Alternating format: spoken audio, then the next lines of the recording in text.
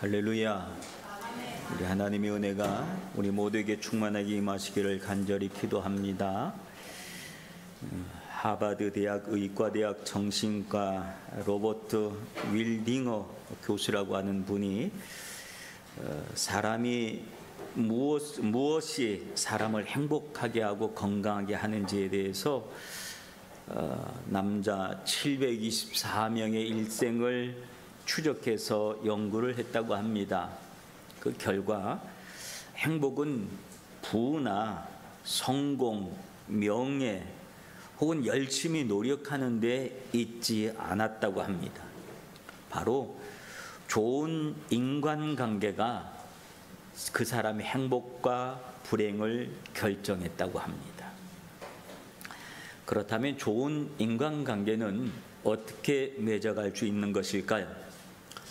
우리는 때로 다른 사람의 감정을 함부로 다루고 우리 마음대로 하고 흠잡고 위협하고 비난하며 관계의 어려움 속에 빠질 때가 참 많이 있습니다. 그러나 다른 사람을 배려하는 따뜻한 말 한마디와 다른 사람의 태도를 이해해 보려고 하는 것만으로도 우리는 원만한 인간관계를 유지할 수 있다고 합니다. 갈수록 삭막해지는 세상을 살다 보면 때로는 순수한 배려와 호의를 잊기도 하고 또 스스로 손해보지 않으려고 더 강하게 움켜쥐기도 합니다. 하지만 내가 먼저 바뀌어 다른 사람을 이해하고 배려한다면 성공적인 인간관계를 우리는 유지할 수 있게 되었을 것입니다. 사순절 기간 동안에 우리는 함께 살아가는 우리 주변에 있는 사람들과의 관계뿐 아니라 교회에서는 교우들과의 관계, 그리고 더 나아가서 예수님과의 관계를 잘 맺으면서 살아갈 수 있는 우리 성도들이 되었으면 참 좋겠습니다.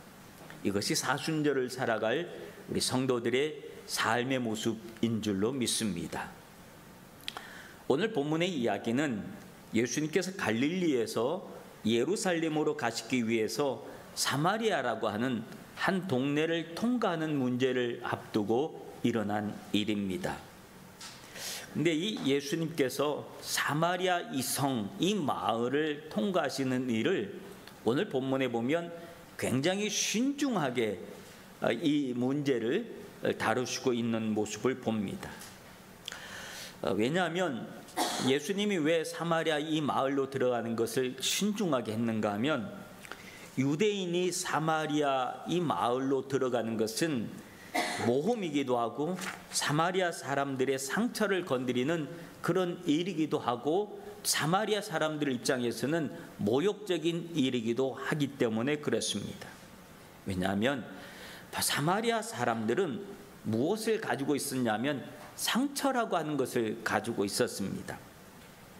사마리아라고 하는 말의 뜻은 살핌, 보살펴 주다라고 하는 그 살핌이라고 하는 뜻을 가지고 있는데 북쪽으로는 갈릴리, 남쪽으로는 유다와의 그 경계를 이루는 그 지역입니다. 왜 이런 관계들이 사마리아 사람들은 이런 상처를 갖게 되었는가 하면 BC 10세기경 즉 솔로몬 왕이 죽은 후에 이스라엘이 남과 북으로 갈려지게 됩니다. 그래서 남쪽은 남유다라고 부르고 북쪽은 북이스라엘이라고 부르게 되었습니다. 남쪽은 예루살렘을 수도로 정하고 북쪽은 사마리아를 수도로 정했습니다. 그런데 북이스라엘 왕국 초기 때 초대 왕이었던 여로보암 왕이 있는데 이 여로보암 왕 때부터 북이스라엘은 우상을 숭배하기 시작했습니다. 그래서 금신전, 금송아지를 만들어서 숭배하기도 하고 하나님 앞에 범죄하고 그런 삶을 살아오다가 그러다가 아합 왕 때 와서 그 절정에 이르게 됩니다. 우리가 잘 알다시피 아합 왕의 부인은 이세벨이라고 하는 바알 신을 섬기는 그런 사람이었습니다. 그래서 그 아합 왕 때 북이스라엘은 어느 때보다도 우상 숭배가 아주 충만한 이런 시대를 맞이하게 됩니다. 그런데 북이스라엘도 또 남유다도 다 강대국에 의해서 여러 가지 괴롭힘을 참 많이 당했습니다. 북이스라엘은 그동안 주변의 강대국들한테 오랜 순환을 당하다가 결국은 호세아 왕 시대에 아수르라고 하는 나라에 의해서 북왕국이 멸망을 당하고 맙니다. 그리고 이 아수르는 북이스라엘 사람들을 아수르로 끌고 가기도 하고 또 자국민들을 그 사마리아 성으로 보내가지고 이주시켜서 살게도 하면서 자연스럽게 무엇이 이루어졌는가 하면 통혼이 이루어졌습니다. 이런 통혼을 하면서 이스라엘 민족이 가지고 있었던 순수한 혈통이 무너지게 되는 것이지요. 한편 남유다도 나중에 바벨론에 의해서 멸망을 당했지만 바벨론에 의해서 멸망한 당한 남유다 사람들은 이 통혼을 허락하지 않았다. 그러니까 남유다 사람들은 자기 스스로 무슨 자부심을 가지고 있었는가 하면 우리는 혈통을 지켰다고 하는 그런 자부심을 가지고 있었습니다. 그런 마음으로 북이스라엘 사람들, 특히 사마리아 성 사람들을 바라보면서 그들은 사마리아인 하면서 조롱조로 이야기를 했던 것이, 불렀던 것이 이 사마리아인이라고 하는 그런 명칭이 그들에게 주어지게 됐습니다. 더군다나 이들은 남쪽과 북쪽으로 갈려지면서 제일 큰 문제가 되었던 것은 예배 처소였습니다. 원래 예배는 예루살렘 성에서, 예루살렘 성전에서 예배를 다 드려야 되는데 두 나라가 갈려지게 됐으니까 남쪽 남유다 사람들이야 당연히 예루살렘에 모여서 예배 드리지만 북쪽 사람들은 남쪽으로 내려올 수 없으니까 사마리아 성이 있는데 그리심산이라고 하는 그곳에다가 자기들끼리 예배 처소를 따로 만들었고 나름대로의 방법으로 예배드리는 그 예배를 드리고 성경도 자기들끼리 해석하고 절기도 자기들끼리 만들고 그러면서 전혀 다른 이상한 종교가 되어버리고 많은 그런 일들이 있는 거예요. 그러니까 유대인들 입장에서 보기에 저들도 결국은 같은 이스라엘 사람이지만 저들은 아니다라고 하는, 저들이 하는 짓을 보면 아니다, 저게 뭐 하는 짓이냐 라고 하면서 그들을 더 조롱하고 그렇게 멸시하게 되었습니다. 자격지심이라고 하는 말이 있지요. 어느 누구도 자신에게 그렇게 말하지 않지만 스스로 남들이 나를 이렇게 생각하고 이렇게 바라볼 거야 라고 하는 그 생각을 갖고 나면은 괜히 마음이 웅크리고 그러는 모습이 있습니다. 그리고 결국은 그걸로 인해서 자신의 삶을 망가뜨리는 그런 일들도 있습니다. 근데 그들은 유대인들을 바라볼 때마다 이런 늘 자격지심을 가지고 살아왔습니다. 왜냐하면 이때 당시 유대인들이 이 주도권을 가지고 있는 그런 사회이기 때문에 그랬습니다. 그러니까 주도권이 만약에 사마리아 사람들에게 있었으면 그들은 자격지심을 안 가졌을 거예요. 근데 주도권이 유대인에게 있다 보니까 그들은 늘 이런 자격지심을 가지고 살아가고 있었어요. 이게 그들이 가지고 있었던 상처라고 하는 것들이었습니다. 여러분, 사람들은 누구나 이런 상처를 가지고 삽니다. 이런 상처가 있는 사람에게 무턱대고 그 상처를 인정하지 않고 뭐 그런 거 가지고 그래 그러면서 그 사람에게 훅 들어가 버리면 그 사람은 그 상처 때문에 너무너무 아파하고 너무 싫어하는 그런 일들이 생겨나게 되는 거예요. 요한복음 9장에 보면 예수님의 제자들이 어느 날 나면서부터 소경된 사람에게 뭘 바라보면서 예수님한테 이런 질문을 해요. 뭐라고 질문을 합니까? 예수님, 저 사람이 소경으로 난 것은 저 사람의 잘못입니까? 아니면 저 사람 부모의 잘못입니까? 안 그래도 이 사람은 더듬더듬거리면서 살아가고 있는데 그 사람 들으라고 상처를 건드리는 거예요. 어떻게 건드렸어요? 누구의 죄입니까? 저 사람의 죄입니까? 부모의 죄입니까? 근데 예수님은 그 이야기를 듣고 상처를 건드리는 제자들의 그 말을 듣고 무슨 말을 하는 거야? 그 사람의 죄도 아니고 부모의 죄도 아니야.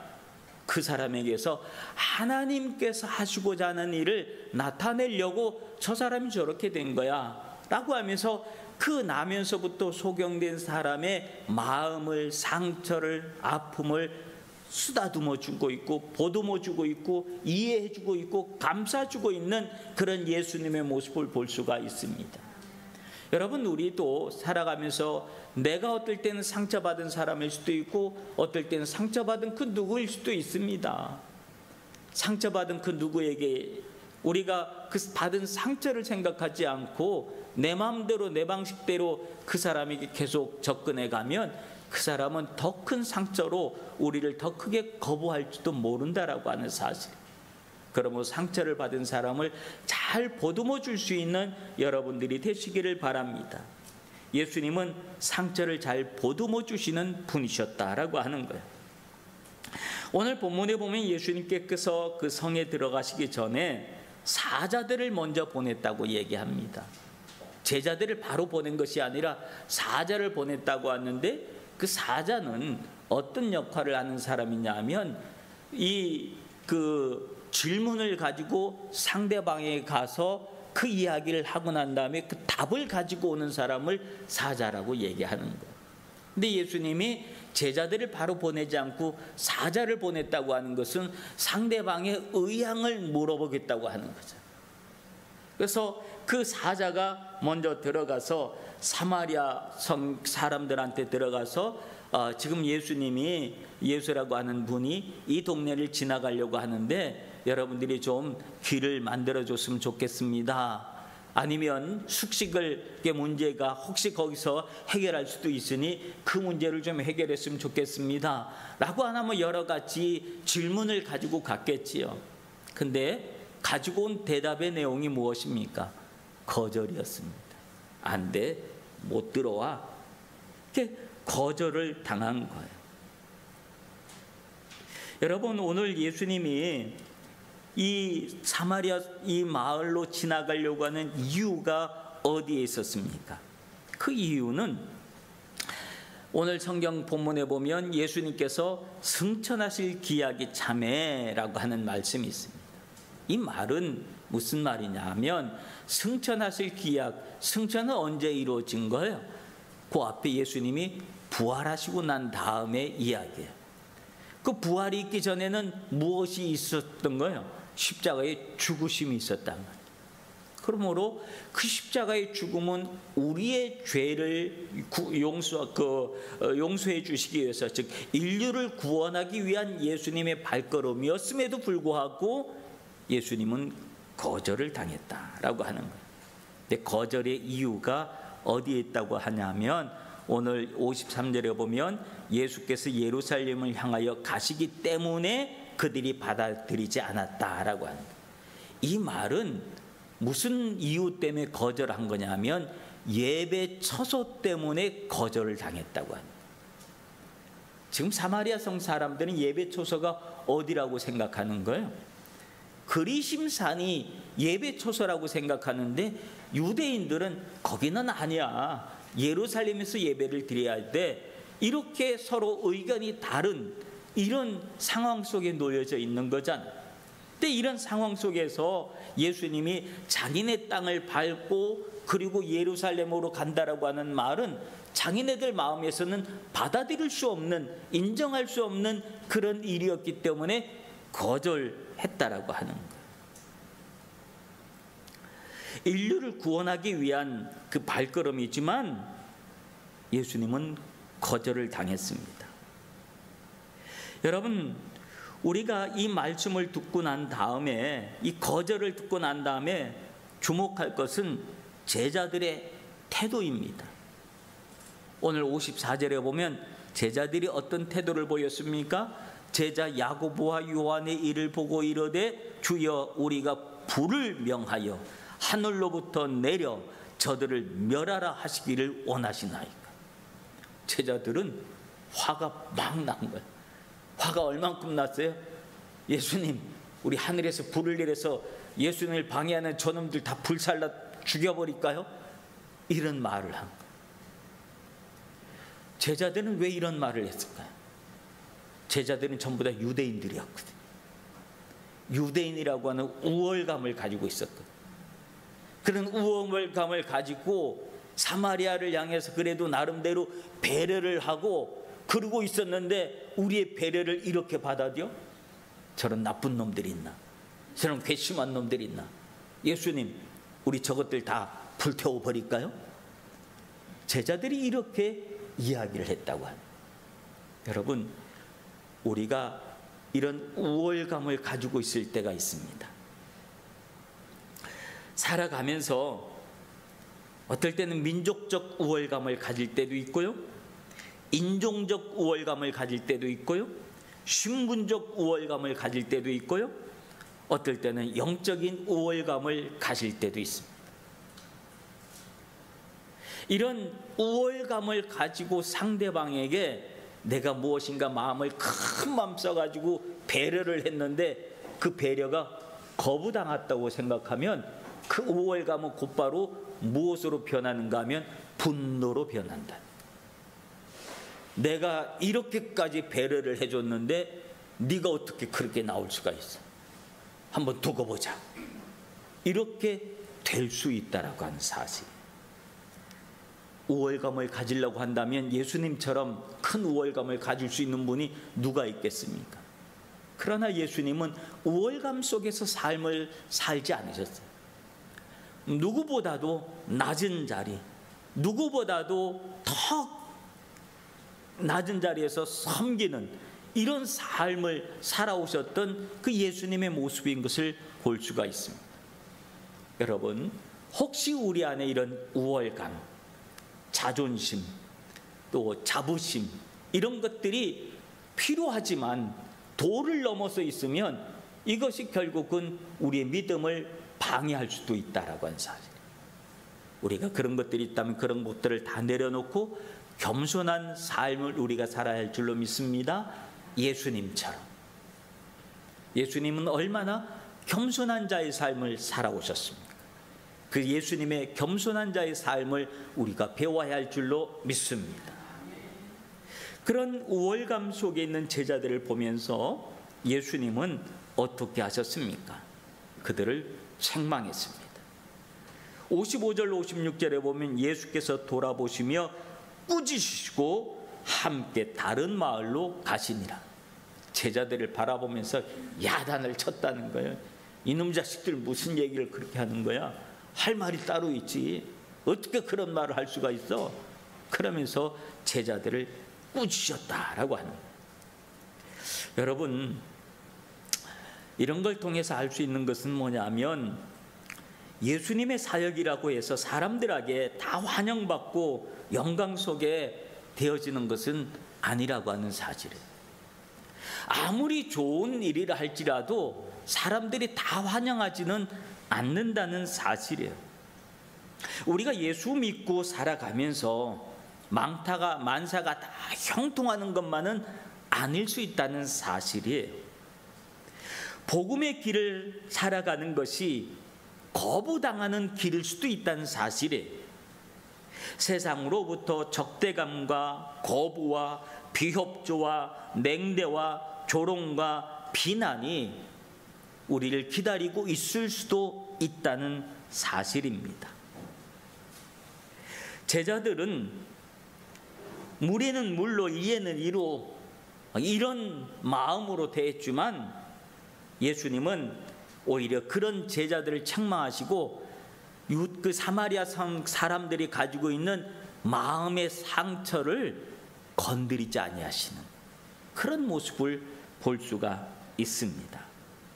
그래서 예수님은 다른 길을 선택하고 그 길을 돌아서 가셨던 그런 모습을 봅니다. 우리는 어떤 때는 자신의 정의감으로 상대방을 정죄할 때도 있습니다. 자신의 의로 상대방을 죄인 만드는 그런 경우도 있습니다. 제자들은 사마리아 사람들의 행동에 하늘에서 불을 내리고자 했습니다. 그러나 예수님은 그들을 야단치시고 다른 길로 돌아가셨다라고 하는 겁니다. 우리가 주님의 일을 하면서 배워야 할 중요한 부분들인 줄로 믿습니다. 우리가 주의 일을 한다고 하면서 주님이 기뻐하시지 않는 방법을 사용하면 안 된다라고 하는 사실에 교회는 은혜가 지배하는 곳이 되어야 합니다. 용서가 지배하는 곳, 그리고 사랑이 지배하는 곳이어야 합니다. 관용과 이해가 있는 곳이어야 합니다. 그런데 어떤 때는 이런 것보다는 자신의 정의감, 의로움, 옳은 일, 자신의 논리 이런 것으로 모든 것을 대변하려고 할 때가 있습니다. 그래서 그 속에서 늘 감정이 나옵니다. 분쟁이 일어나고 다툼이 일어나고 옳다라고 하는 말로 다른 사람의 마음에 상처를 주고 아픔을 주는 일들이 일어납니다. 그래서 갈라서게 만들고 미워하게 만들고 공동체를 파괴하게 만듭니다. 예수님은 오늘 사마리아 성을 들어가지 않고 돌아서 갔다고 했습니다. 어떻게 보면 그럼 예수님이 사마리아 성을 포기했나? 라고 하는 생각을 할 수도 있지만 예수님은 그런 사마리아 사람들을 절대로 포기하지 않으셨습니다. 자기를 거부했지만 그러나 예수님은 그 성을 향하여 늘 긍휼히 여기는 마음을 가지고 있었다고 하는 것을 봅니다. 그래서 누가복음 10장부터 내용에 보면 예수님께서 이 70명을 따로 모아서 각자 동네로 이 전도 여행을 보내는 그런 장면이 나오는데 거기에 보면 10장 3절에 보면 갈지어다 내가 너희를 보냄의 이리 어린 양을 이리 가운데 보낸가 같도다 라고 하는 말씀을 하죠. 즉 사마리아 성 성으로도 제자들을 보냈다고 하는 거예요. 전도 여행을 보냈다는 거예요. 어린 양을 이리 때 가운데 보내는 것 같다라고 하는 말의 표현이 아마 그런 것들인 겁니다. 제자들을 거부당한 그 마을로 보낸 겁니다. 그리고 전도의 방법을 어떻게 하라 그러냐면 온유한 방법으로 전도하라고 합니다. 겸손한 방법으로 전도하게 합니다. 세상이 이리 같다 할지라도 예수님의 제자들을 세상과 같은 이리와 같은 모습 되어서 전도하라고 하지 않습니다. 세상이 강하면 너희도 더 강해야 돼, 이런 모습으로 말씀하지 않는다는 거예요. 오히려 그렇게 할지라도 너희들은 끝까지 양같이 행하라고 하는 겁니다. 그러면서 어느 집에 들어가든지 먼저 그 집이 평안하기를 기도해라. 그 집에 평안을 빌어라. 그 집이 하나님의 복을 받을 수 있도록 하나님의 축복을 빌어라. 이렇게 이야기를 하시는 겁니다. 그리고 그 집에 들어가서 누가 뭘 주거든 그거 감사한 마음으로 그거 잘 받아 먹어라. 왜냐하면 그것이 그 사람에게 복이 될 것이다 라고 하는 그런 이야기인 겁니다. 이 집 저 집 옮기지 말아라. 어느 동네에 가든지 너희를 영접하거든 너희 앞에 차려놓은 것을 먹고 거기 있는 병자들을 있으면 병자들을 고치고 하나님 나라가 가까웠다라고 이렇게 전도해라 라고 전도의 방법을 아주 유순하게 그들이 받아들일 수 있는 마음으로 전도를 하라고 하는 겁니다. 그 결과가 어떻게 되었는 줄 아십니까? 놀라운 결실이 맺어지게 됩니다. 누가복음 17장 11절부터 19절에 보면 예수님께서 예루살렘에서 만난 나병 환자들이 있었는데 나병 환자 10사람이 있었는데 예수님이 그 10사람을 다 고쳐줬습니다. 그런데 예수님 앞에 돌아와서 예수님 고맙습니다, 감사합니다라고 인사한 사람은 누구라고 합니까?